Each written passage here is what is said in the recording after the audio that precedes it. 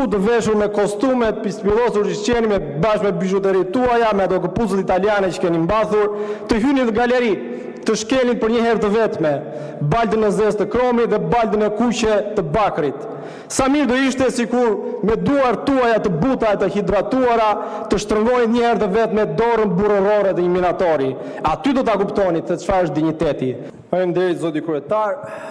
Për një vend mineral mbajtës si Shqipëria, statusi minator nuk do kishte fare nevojë për diskutime. Për një vend si ky yini, të ardhurat nga minierat do t'i shkonin komuniteteve lokale, jo në masën 5% si sot, por në masën 30%. Do ishte zhvilluar industria përpunuese e mineraleve, do ishte hapur një fond sovran për mirë menaxhimin e të ardhurave nga nëntoka shqiptare edhe për brezat që do të vinë. Do ishin ngritur, ose të paktën nuk do ishin mbyllur, institutet studimore për rritjen e kapaciteteve njerëzore e profesionale, por mbi të gjitha do ishte siguruar jeta dhe mirëqenia e atyre shqiptarëve që marrin përsipër rrezikun të hyjnë në minier. Statusi minator në një vend normal do ishte një drejtë themelore dhe pa negociueshme për çdo që ndërmerr punën më të vështirë në shoqëri.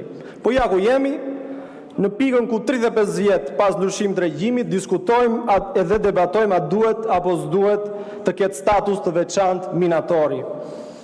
A u mjafton apo jo lëmosha që u hedhi minatorëve, naftarëve dhe metalurgëve që kanë patur fatin të mbijetojnë për të dalë në pension. Ja ku jemi me këtë Shqipëri që kemi, sepse këtë pushtet kemi, këtë parlament kemi, këta deputet kemi.